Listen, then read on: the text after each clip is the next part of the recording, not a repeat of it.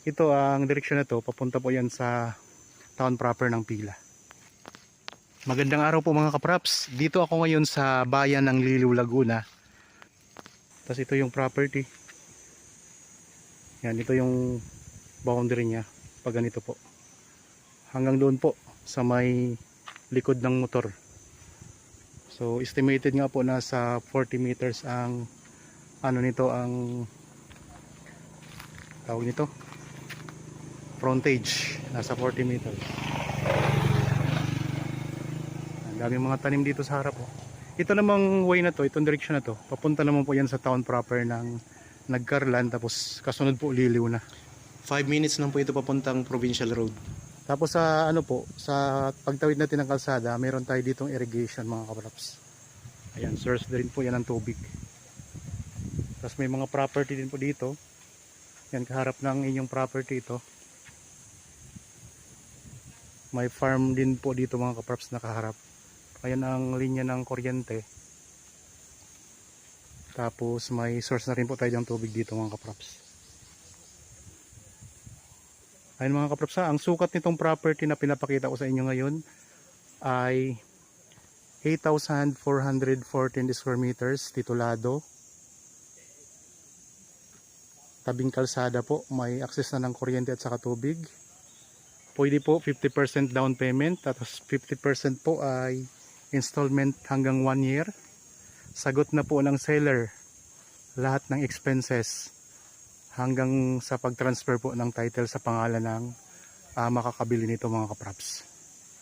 Yan ang frontage niya. Ang lalaki ng mga punong kahoy mga kapraps. Ito yung frontage natin. Hanggang dito po sa malaking puno nito. Ito.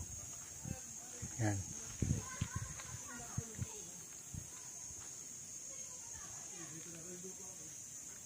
Okay mga kapraps, pasok tayo sa loob.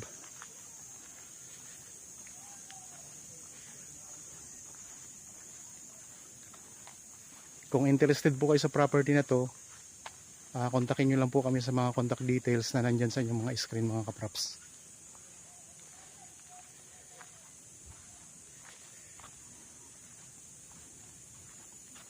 Okay, dito tayo papasok. May bakod na siya na barbed wire.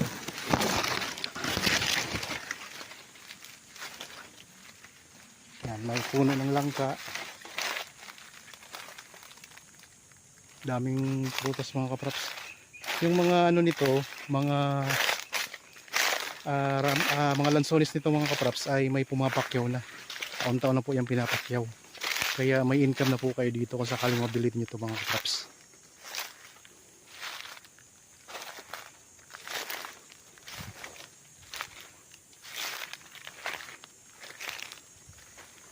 May mga tanim na kaimito, maraming puno ng niyog.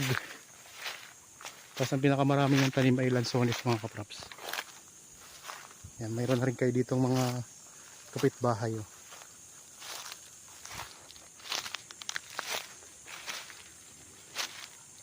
So may muho na po ito mga kapraps ha. Ayan po ang ano natin, ang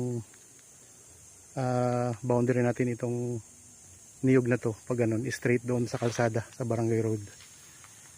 May puno din ng mangga, maraming puno ng dalanghita.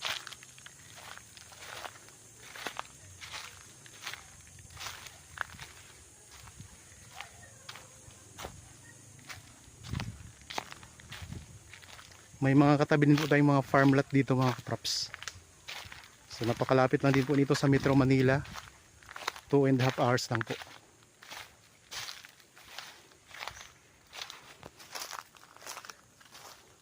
Dito sa may bandang likuran mga kapraps, mas lalong maraming tanim. Ang frontage po ay nasa 40 meters po estimated po mga kapraps. May mga malalaking punong kahoy din po na tanim ito. Yan, dalanghita. May mga saging din po pala ito mga kapraps. Tapos yan po, may barbed wire na rin po yan. Padiretso pa ganun mga kapraps. Yan yung boundary niya.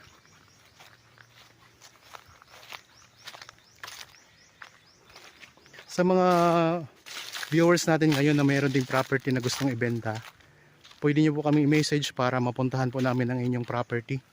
at mahanapan po natin ng potential buyer mga kapraps sa pamamagitan po ng pag-feature natin dito sa aking YouTube. So marami po tayong mga nag-aabang lang na mga buyer na naghahanap ng angkop sa kanilang pangangailangan o sa kanilang hinahanap na property.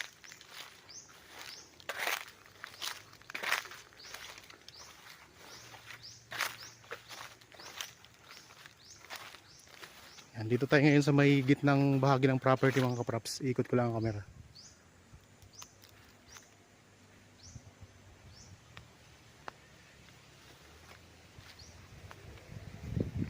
Dami, patag na patag ang lupa. Daming halaman, daming tanim na prutas. Mas lalo pong makita nyo kung gaano kaganda ang property pag nakita nyo po ng personal mga kapraps.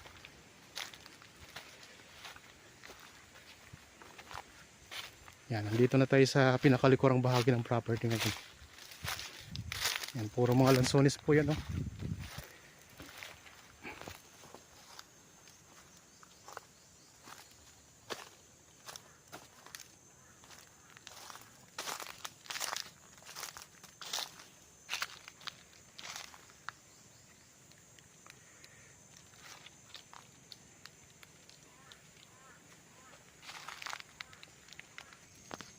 Magandang araw po mga kapraps. Dito ako ngayon sa bayan ng Liliw, Laguna.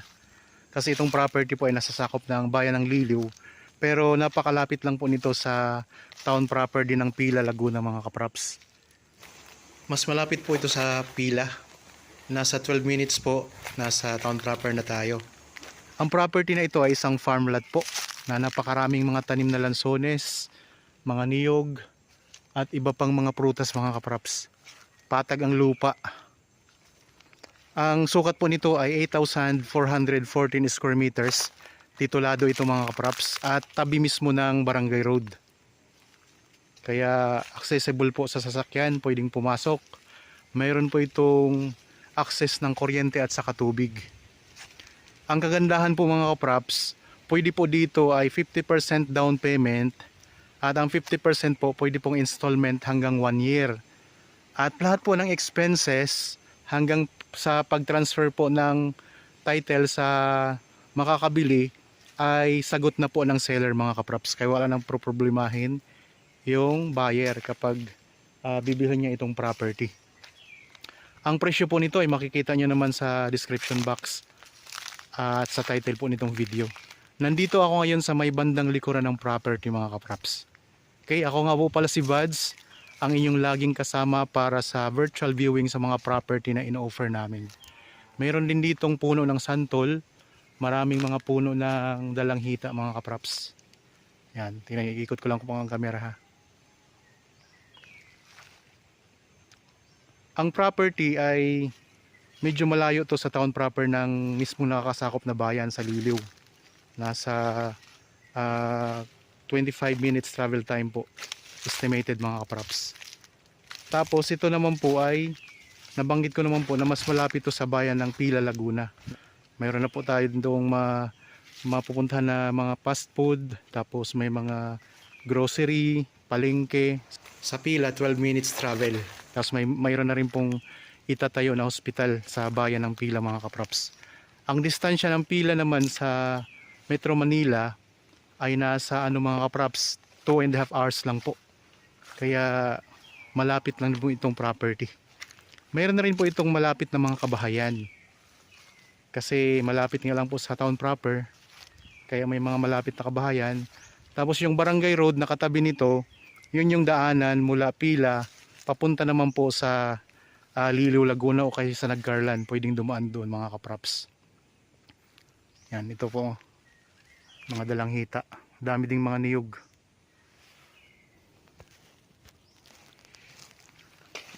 May na po ito, bakod na barbed wire mga kapraps.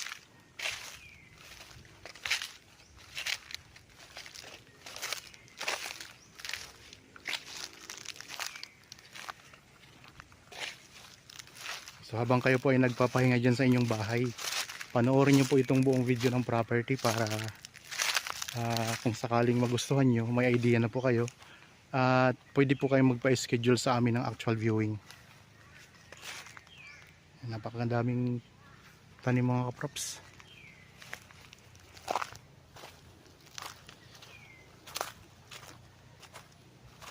May mga punong kahoy din siya.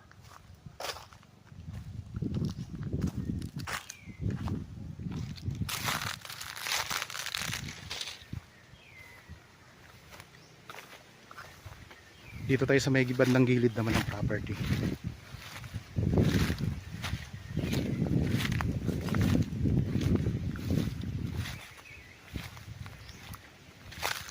Mayroon din palang puno ng bignay mga kaprops. Ayan. Puno ng bignay yan. Mga lansones, marami ng mga bulaklak.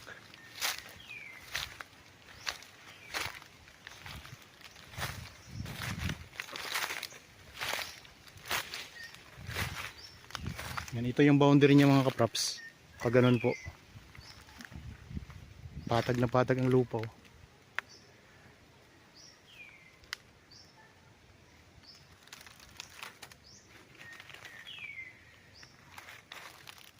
Ang presyo nito ay makikita nyo po sa description box at sa title nitong video.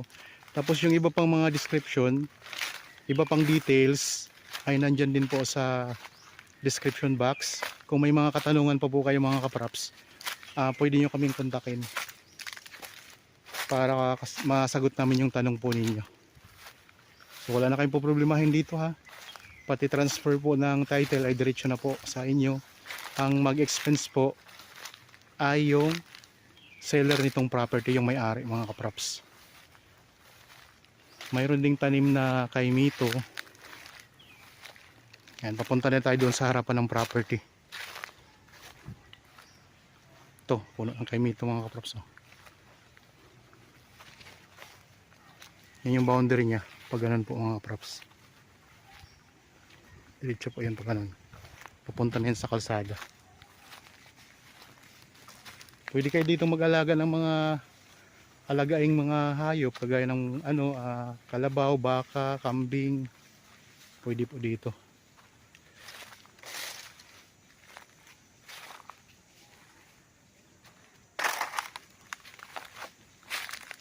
Daming lansones niya, puro mga prutas ang tanim dito. Antin yung mga kaprops, may katabi kayong bahay na dito. Kasi hanggang dyan po ang boundary nito.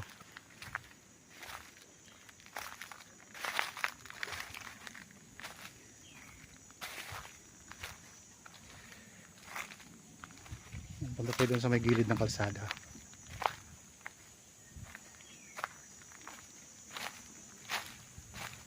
Pakita ko yung muhon mga kaprops. Nandito na kasi, may muhon na kasi ito.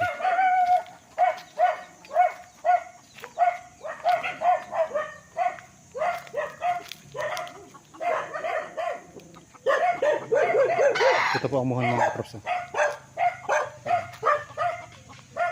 Yan yung muhon. Ito yung boundary niya. Pag ganun po. Diretso doon. May barbed wire na po yan na bakod.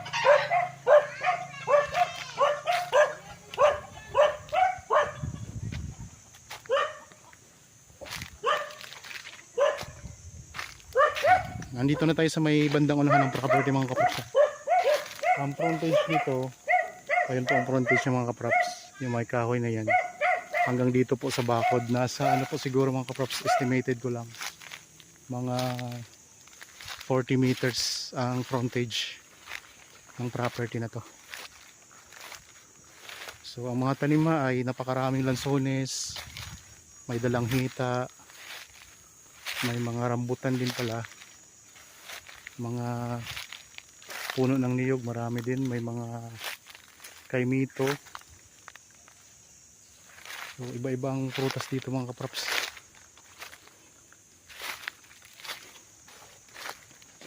Ito yung boundary naman po. Ito gilid oh. Ito mga kaprops ang boundary. Itong may bakod na ito na barbed wire. Wala dito pag ganito po mga kaprops.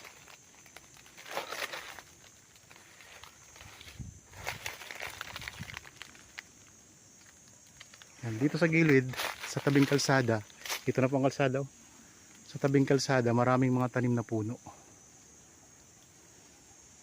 Okay, tawid tayo dito sa kalsada mga kapraps. Ito na, kalsada na po ito. Ito yung barangay road mga kapraps. Okay po mga kapraps, naipakita ko na sa inyo ang buong property. Para po sa bago pa lang sa aking channel at napadaan lang dito sa aking channel, huwag niyo pong kalimutang mag-subscribe at pindutin na rin po ang notification bell para maging updated kayo sa mga bagong property na i-offer namin. Maraming salamat po, lagi tayong mag-iingat at God bless po sa ating lahat mga kapraps.